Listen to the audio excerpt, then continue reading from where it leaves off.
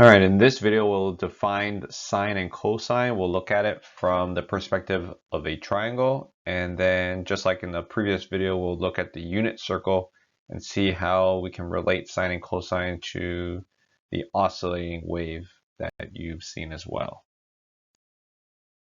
Remember, when we look at sine and cosine, we're trying to relate the ratio of sides to an angle. So we use a right triangle to help us define these two trig functions. Now, remember, the angle can be the same even if for a larger or smaller triangle. All that matters is the ratio. So if I write 2C, 2A, and 2B, these angles will stay the same because the ratios of each of these sides stay the same.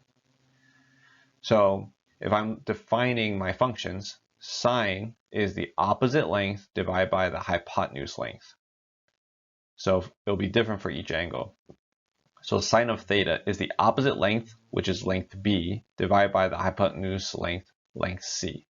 And then for phi, the opposite length is length A, and the hypotenuse is C, so A over C.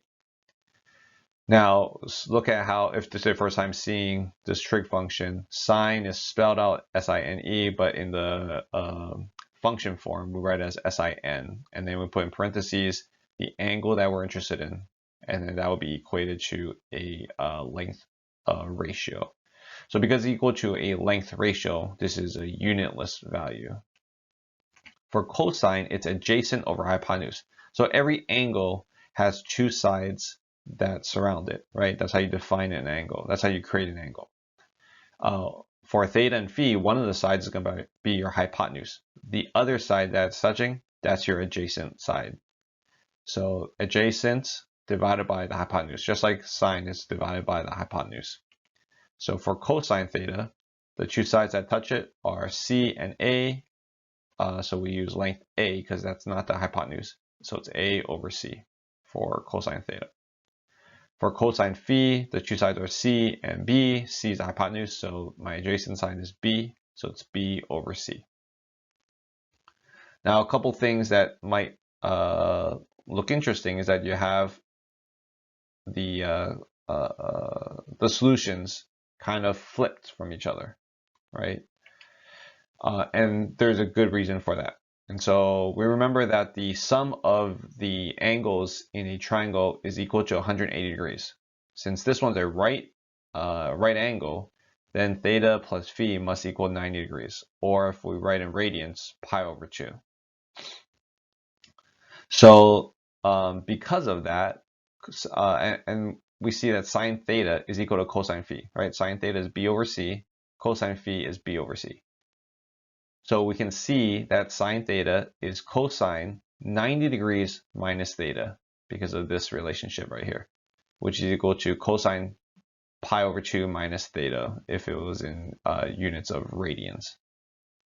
So it's very useful as a starting function to recognize. And we'll see every time we look at sine and cosine in different forms that you'll have this shift. This is basically a phase shift of 90 degrees. This importance comes up over and over in a lot of different engineering applications.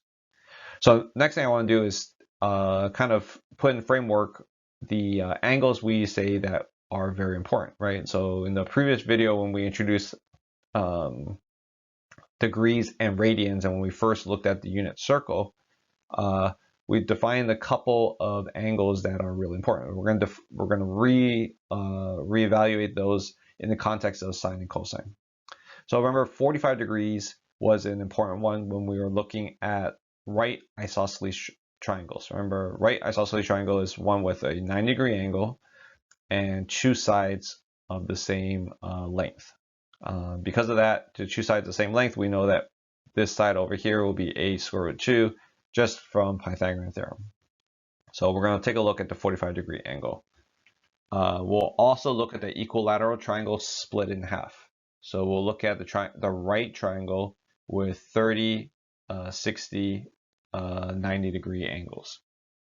When we look at this, just one half of this, right? So just the right triangle here, we can take a look at and try to define this height right here. Well, I know this length of just half of this equilateral triangle, this right triangle portion, is going to be the length b over 2. So b over 2 squared plus, if I define this height as h squared, will equal b squared, because that's my hypotenuse here.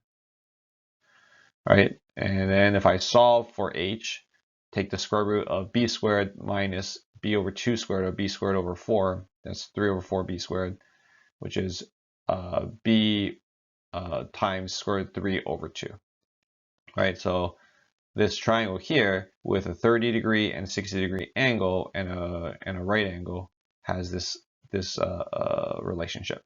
Now, you'll probably more often see it in this form, where this is just redefined as a, so that we can redefine the b over 2 term here as a square root 3 and the hypotenuse as 2a.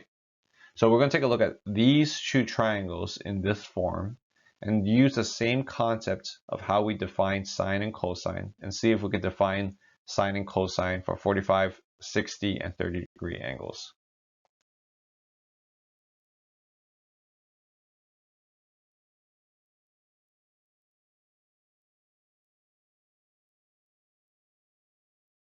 So first we're going to take a look at the 45-degree angle.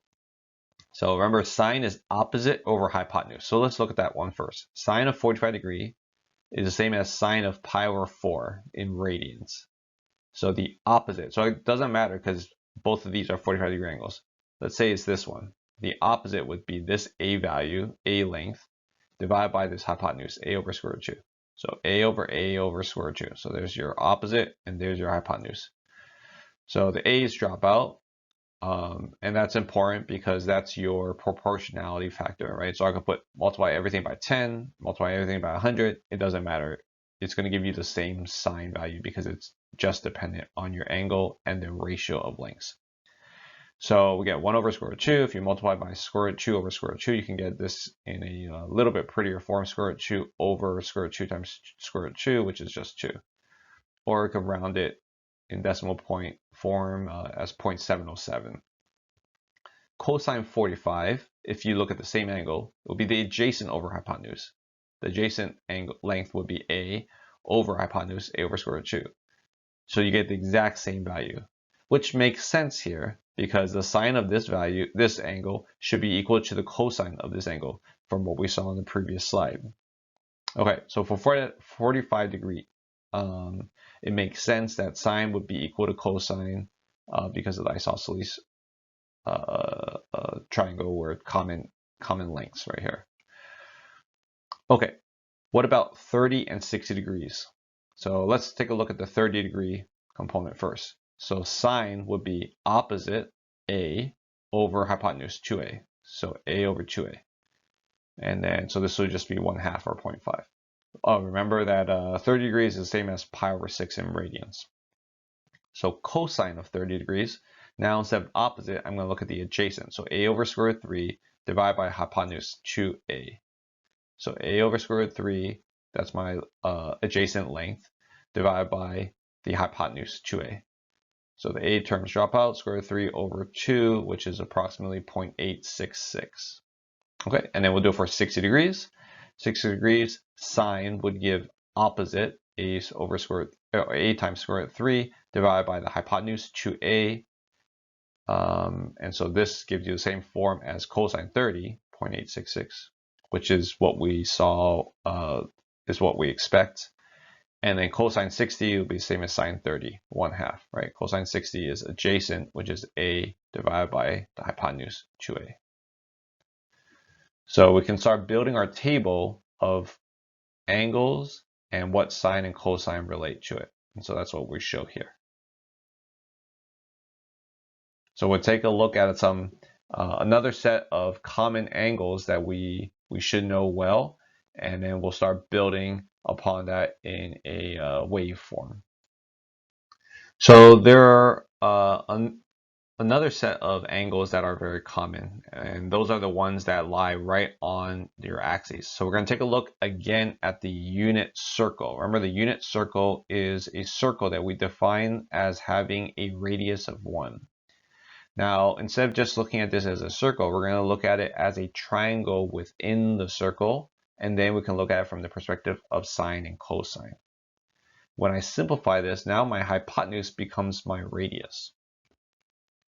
So I basically build this little triangle right here. And the way that we're going to look at this is we're going to have triangles, and it's going to shift depending on which quadrant we're looking at it from. But we're always defining the angle as starting at the positive x-axis all the way till you hit your wherever the location's hypotenuse is at. All right. So if you're in this quadrant here, you notice that you have a positive x component and a positive y component, right? And the point you're at is wherever you are on this on the rim of this circle. So it'll be here in this case. The origin will be here, and so your hypotenuse will be 1. If you're in this quadrant over here, let's say the point's over here, the point will be here, the origin will be here. Your hypotenuse is always going to be a positive value. It's always going to be the length of it, 1.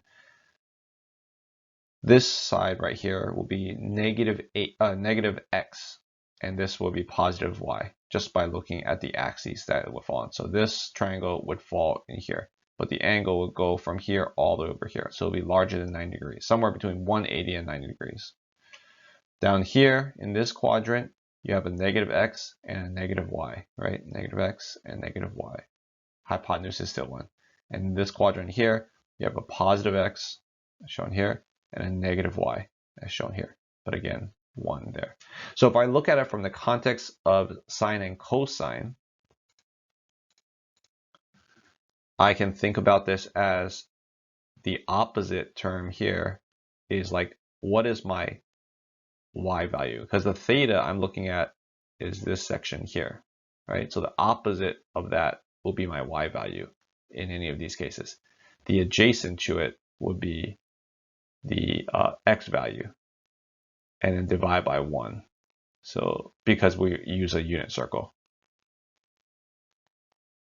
Now, if x or y is positive or negative, that needs to be incorporated in how we're defining this as well. So let's take a look at what this looks like for points at the different axes. All right. So first we can start. Let me erase this. All right. So first let's start at 0 degrees. So 0 degrees because the angle is defined as counterclockwise, starting from the positive x-axis. This is where your 0 degree will be. You can see that the point right here is what we're referencing. The point right there, x is positive 1, y is 0. So I literally just plug this in to this definition of sine and cosine. Now, remember, this definition of sine and cosine as y or x is just true for the unit circle. So it's a demonstration purpose. I don't want you to always assume that sine is y and cosine is x. That's not going to be true all the time. Okay, so sine of 0 degrees, sine of 0 radians is just y, which is 0. Cosine of 0 degrees, cosine of 0 is x, which is 1. And we could do this for every single section, right? So at 90 degrees, right? So the positive y direction, we have y is positive 1, x is 0. So sine of 90 degrees or pi over 2 radians is equal to 1 because that's y. Cosine of 90 degrees or cosine pi over 2 is the x component, which is just 0. And then we repeat at 180 degrees, x is a negative 1 value, y is 0 because it's all along the x-axis. So sine of 180 or sine of pi, right, that's the radian equivalent of 180 degrees, is equal to 0 because y is equal to 0. Cosine 180 degrees or cosine pi is negative 1 because x is negative value right here. Okay, and then lastly, 270 degrees, x is equal to 0 because we're on the y-axis. Y is equal to negative 1 because we're pointing down. So sine of 270 degrees or sine of 3 pi over 2 is negative 1 because that's your y value. And cosine 270 or cosine 3 pi over 2 is equal to 0 because your x value there is equal to 0. Now we can continue this. We can go 360 or 2 pi, right? But that would be the equivalent of your 0 angle. And so that's where you get the oscillation. So you go all the way to 360 degrees or 2 pi radians, and you repeat yourself. So this unit circle is very, very useful in helping us remember whether sine or cosine is positive or negative depending on the angle. We can use a table to help us remember some of the fundamentals, right? So here I broke it down to 0, 30, 45, 60, and 90, and then I stepped in increments of 90 degrees, then 180, 270, and 360. Now I can, in this segment here, break it down by 30-degree increments or 15-degree increments, and then you would just need to watch out for the sign change if there is one. And then we can plot it.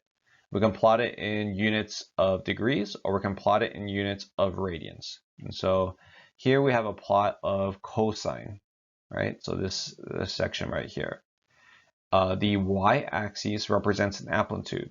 So if I say cosine theta, we're going to range from 1 or -1 to +1.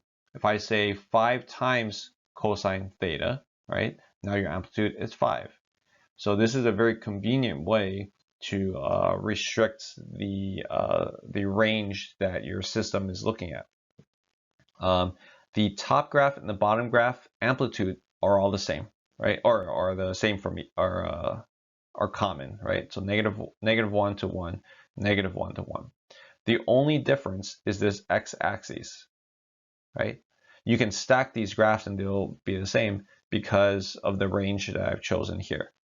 So the top graph is in radians, units radians, and the bottom graph is in units degrees. So here we go from 0 to 2 pi. In the bottom graph, 0 to 360 degrees, right? That's a full cycle. So we have multiple cycles shown here. And in the next video, we'll look at what these cycles actually represent. So we can do something simple like look at, oh, here we have at 0 degrees, we have amplitude of 1, and that's shown there and there. And then at, let's say, 90 degrees, we have 0. So pi over 2 is 0, 0. At pi, we have -1. That's right there. And that's at 180. And then 270, we have 0 again. So 3 pi over 2. And then at 360, we have 1 again. Okay, so we can do that. We can see this for cosine. We can see this for sine. Let me erase all these marks that I made earlier. And then you can look at the table and follow in the same way, right? 0 at 0, 1 at 90 degrees, 0 at 180, -1 at 270, and then back to 0 at 360 or 0, right? And then the cycle repeats itself. Now, what's interesting is if we stack these two graphs. So we have cosine in blue and sine in red. And a few slides ago, we said that cosine and sine are the same for opposing angles in your right triangle, which are shifted by 90 degrees. If I look at this blue, let's take a look at this top graph right here by pi over 2. Pi over 2 for this red graph are sine, and pi over 2 and 0 radians for this blue graph, my cosine, we have the same amplitude. So if I take this blue graph and I shift it by pi over 2, it's going to stack perfectly on the red graph, the sine graph. So that's really interesting, right? And we'll see how that can change how we define what's going on in a system. If there is that phase shift, how we can implement it intentionally to create that phase shift, and what it means for different data sets that we look at.